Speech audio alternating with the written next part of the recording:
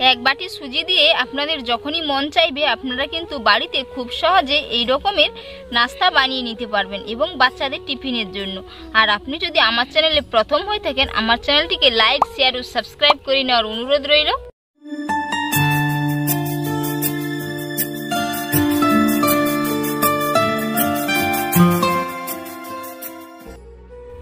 নমস্কার বন্ধুরা, প্রতিদিনের মতো আজকেও চলে এসেছি রান্নাঘরে। আজ আমি আপনাদের সম্পূর্ণ একটা ইউনিক রেসিপি করে দেখাবো।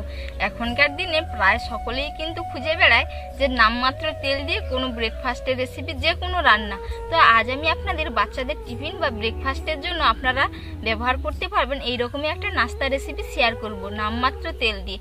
পুরো ভিডিওটা দেখতে থাকুন, আশা করি আপনাদের ভালো লাগবে। উনুন জেলে কড়াই বসিয়ে দিয়েছি। কড়াইয়ের মধ্যে আমি সাদা তেল দিয়ে দিয়েছি, দিয়ে আমি এক বাটি সুজি দিয়ে দিচ্ছি। এর মধ্যে আমি 1.5 বাটি মতো জল দিয়ে দেবো।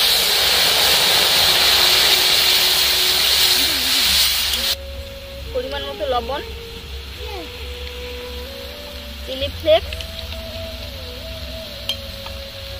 টমেটো কুচি। আর তেলটা দেওয়ার কারণ হচ্ছে সুজিটা আর কড়াতে লেগে যাবে না, এর কারণে আমি তেল দিয়েছি। এইভাবে একটি ডো বানিয়ে নেব।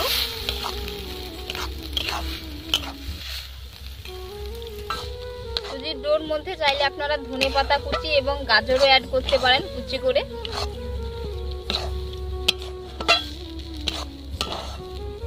এবার আমি নামিয়ে নেব, কড়া থেকে ছেড়ে যাচ্ছে। আমি একটা পুর বানিয়ে নেব, যেহেতু আমি সুজির পুর ভরার নাস্তা রেসিপি দেখাবো, এর কারণে আমি একটা পুর বানিয়ে নেব। কড়াইয়ের মধ্যে তেল দিয়েছি, আপনারা তেলের পরিবর্তে বাটারও দিতে পারেন। ফোড়নের জন্য দিয়ে দিচ্ছি গোটা জিরে, পেঁয়াজের কুচি, টমেটো কুচি,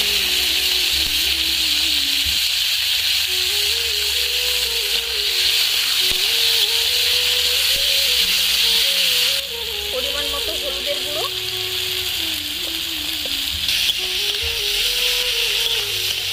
আপনারা চাইলে আদা কুচি এবং রসুনের কুচিও দিতে পারেন।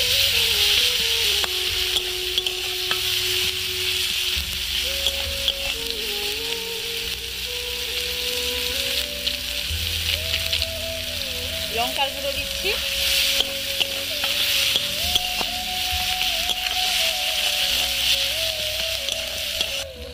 আলু আমি সেদ্ধ করে নিয়েছিলাম আগে থেকে, তো আলুগুলো আমি দিয়ে দেব। আপনারা চাইলে গ্রেট করেও দিতে পারেন, তো আমি হাতে এমনি ম্যাশ করে দিয়ে দিচ্ছি।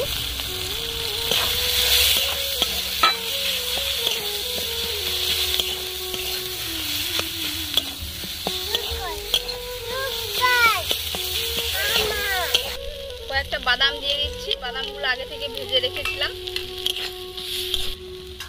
একটু কাসুরি মেথি দিয়ে দিচ্ছি। কাসুরি মেথি আলুর সাথে দিলে কিন্তু টেস্ট দ্বিগুণ বেড়ে যায়। আলুর স্টাফিং বানিয়ে নিয়েছি, তো এটা আমি তুলে নিয়েছি। এবার এইদিকে সুজির যে ডোটা ঢাকনা দিয়ে রেখেছিলাম, হাত দিয়ে একটু ভালো করে ম্যাশ করে নেব।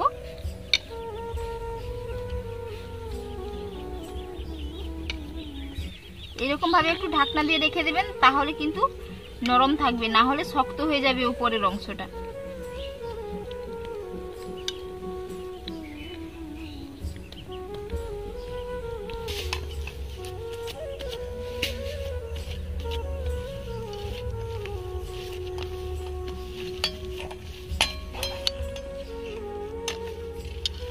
হাত দিয়ে ঠেসে ঠেসে খুব সুন্দর করে একটা ডো তৈরি করে নিয়েছি।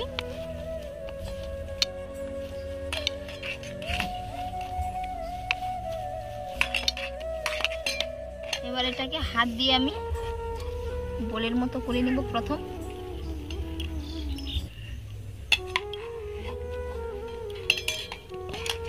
এর মধ্যে আমি এবার পুর ভরে দেব।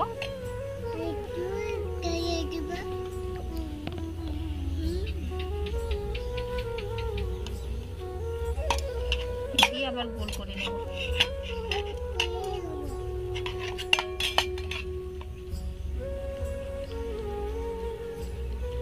আপনারা চাইলে একটু হাতে তেল মাখিয়ে নেবেন, না হলে কিন্তু হাতে লেগে যাবে।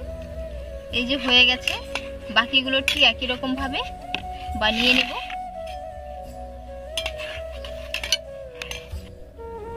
খুব সহজেই আপনারা কিন্তু এরকম ভাবে বানিয়ে নিতে পারবেন, যে এরকম ভাবে আমি বানাচ্ছি।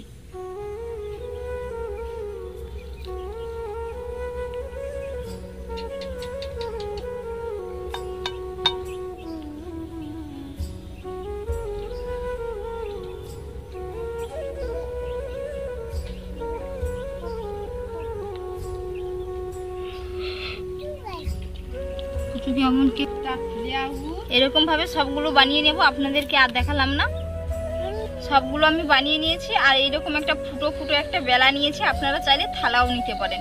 তো এর মধ্যে আমি একটু তেল মাখিয়ে নেব গাগুলোতে।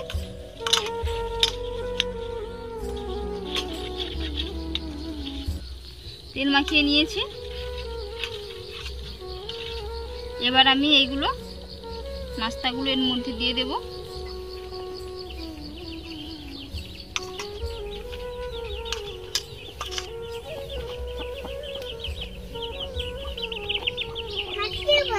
এই যে নাস্তাগুলো সাজিয়ে নিয়েছি, এবার এগুলো আমি জলের মধ্যে ভাপিয়ে নেব। এই হাঁড়ির মধ্যে আমি জল দিয়েছিলাম, জলটা গরম হয়ে গেছে। তো এটা আমি বসিয়ে দিলাম, দিয়ে ঢাকনা লাগিয়ে দেব। এইভাবে 5 মিনিটের জন্য আমি ভাপিয়ে নেব। 5 মিনিট হয়ে গেছে, তো ঢাকনা খুলে দেখে নেব। এই যে স্টিম হয়ে গেছে। তো এবার এটা আমি নামিয়ে ঠান্ডা করে নেব। আমি একটা তড়কা বানিয়ে নেব। তো এর জন্য কড়াই উনানের মধ্যে বসিয়ে দিয়েছি। কড়াইয়ের মধ্যে আমি বাটার দিয়ে দিচ্ছি,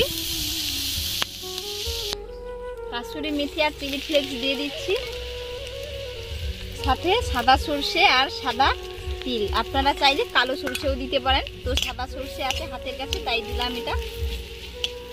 আর কারি পাতা দেবেন সাথে।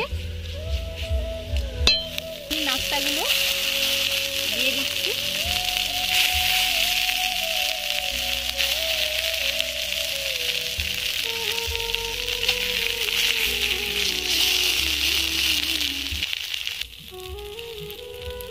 এবার আমি এগুলো নামিয়ে নেব। এপিট ওপিট উল্টে উল্টে একটু রান্না করে নিয়েছি। এবার আমি এগুলো তুলে নিচ্ছি। নাস্তাগুলো আমি সব বানিয়ে নিয়েছি। আর কতটা সুন্দর হয়েছে দেখুন। এই যে কত সুন্দরভাবে হয়ে গেছে, দেখে নিশ্চয়ই বুঝতে পেরেছেন।